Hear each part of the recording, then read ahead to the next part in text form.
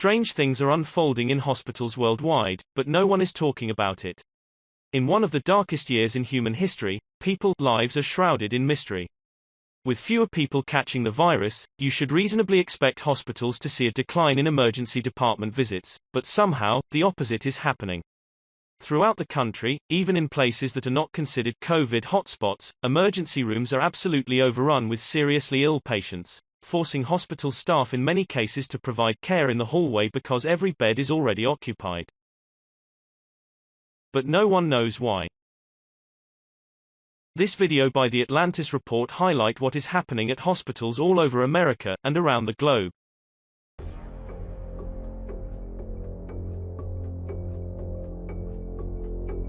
Something really odd is happening at hospitals all over the country, but no one seems to be talking about it. In one of the strangest years we've had in modern times, there's an alarming mystery surrounding the lives of tens of thousands of Americans. Right now, emergency rooms are absolutely crowded, and with each passing day, they continue to overflow with severely ill patients, but no one can actually explain why this is suddenly happening. Even though the number of new virus cases in the United States is now less than half of what it was just a couple of months ago, hospitals are still completely packed. As opposed to what many people were anticipating, a decline in the number of confirmed virus cases isn't easing the healthcare crisis we've been facing over the last 18 months. A lower rate of cases, however, is a good sign. It's an indication the health crisis is finally fading. But with fewer people catching the virus, healthcare workers were expecting emergency rooms to be finally emptying out. But the situation they're seeing at this point is the complete opposite. In every corner of the country, emergency rooms are full. In many cases, seriously ill patients are having to be cared for in the hallways because emergency rooms are unavailable due to the staggering number of patients in critical conditions. We're seeing in our hospitals the type of scene we would typically see in third world countries in times of crisis. The level of chaos going on right now is absolutely shocking. But the weirdest thing about this is that nobody knows why so many people are suddenly falling sick. In an article entitled "ERs are swamped with seriously ill patients, although many don't have the virus," healthcare workers of the emergency department at Sparrow Hospital in Lansing, Michigan, describe the crisis they are facing every day. Their staff members are struggling to care for patients showing up much sicker than they've ever seen. The ER's nursing director, Tiffany Dusang, is experiencing severe anxiety for having to watch patients lying on a long line of stretchers pushed up against the walls of the hospital hallways. "It's hard to watch," she says, "but the situation is so dire. There's nothing she can do to help." All of the ER's 72 rooms are already filled. "I always feel very, very bad when I walk down the hallway and see that people are in pain or needing to sleep or needing quiet, but they have to be in the hallway with, as you can see, 10 or 15 people walking by every minute," Dusang described. Why is this happening? Is the question everyone wants to know the answer to. If the rate of confirmed virus cases was starting to move upwards again, it would make sense for emergency rooms to be so packed, but that's not the case.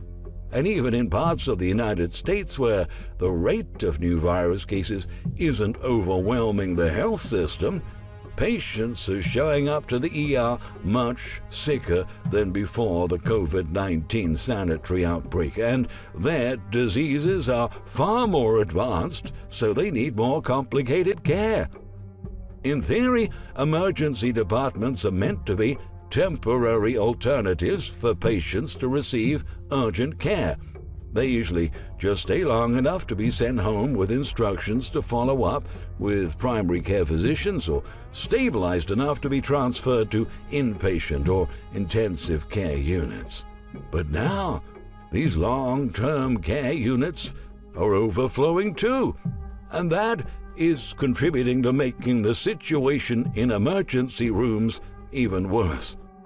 New patients coming to the ER are forced to wait for hours, even days, which is making ER staffers perform long-term care roles they were not trained to do.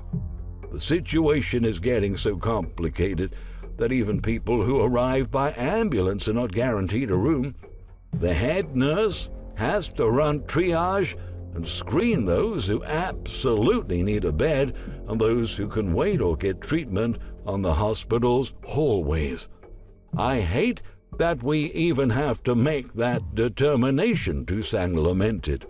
Lately, staff members have been pulling out some patients already in the ER's rooms when others arrive who are more critically ill. No one likes to take someone out of the privacy of their room and say, "We're going to put you in a hallway because we need to get care to someone else." Every morning, Dusang wakes up and checks her Sparrow email, hoping that she won't see yet another nurse resignation letter in her inbox. But despite her efforts to support other healthcare workers, they're leaving by the hundreds, too fast to be replaced.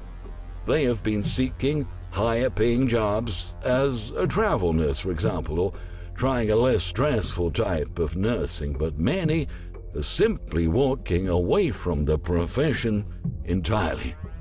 Meanwhile, months of treatment delays have aggravated chronic conditions and exacerbated symptoms.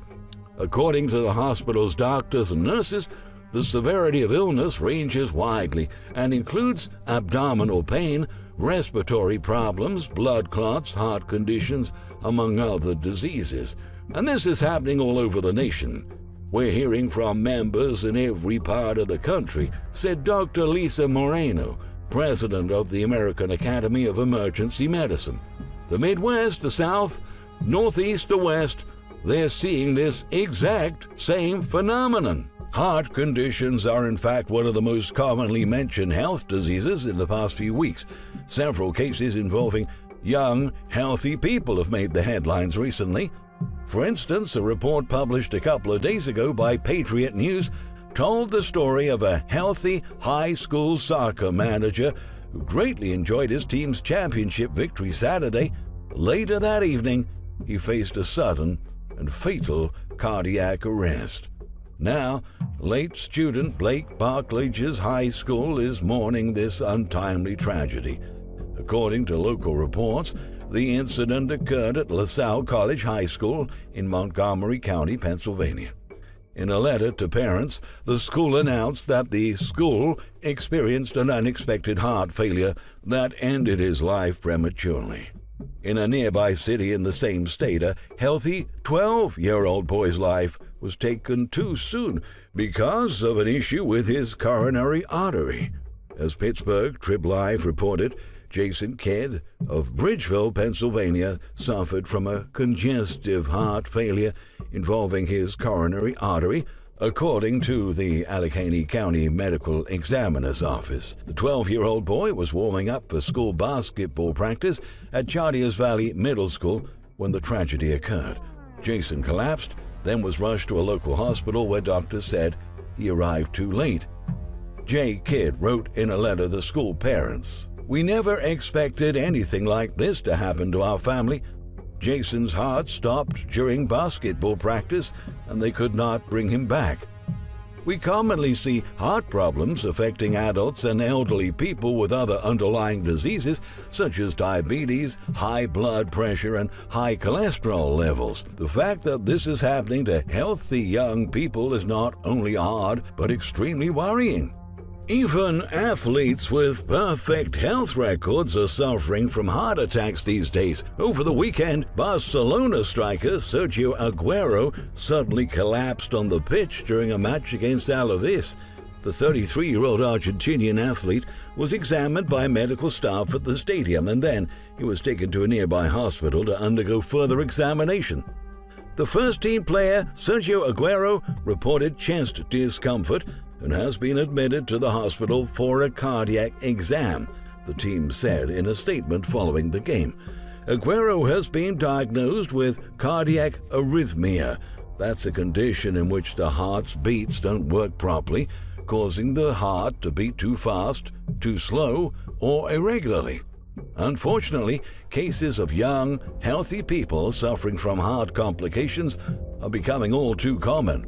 Just last week, InfoWars reported the tragic passing of a 28-year-old bodybuilder, a 20-year-old community college student who experienced blood clots, then suffered a stroke shortly, and a 46-year-old Indian actor who faced a collapse out of the blue. A couple of days ago, another football player experienced cardiac arrest right in the middle of a match, which was brought to a screeching halt after the incident. Icelandic midfielder Emil Pálsson suffered from tachycardia during a match in Norway's second division. The 28-year-old Sogndal player suffered the attack as the game against Stjordals Blank entered the 12th minute, his club said in a statement. So many similar cases are being reported on a daily basis, and yet no one knows the cause behind such tragic incidents. Why are so many young people suddenly having such serious heart problems? Is there something the media is not telling us? Does anyone out there know what is truly going on? Please let us know if you do. There's something really odd going on. And once again, they're not telling us the whole truth. Thank you very much for watching. If you enjoyed this video, we strongly recommend you to check out 7-Year Apocalypse, the book written by the economist Michael Snyder. Keep tuned to our channel to stay updated with future videos. Please leave your comments below on what you think. Also, please like or dislike the video, share, subscribe, hit the notification bell, and be notified when we post new videos. Thank you.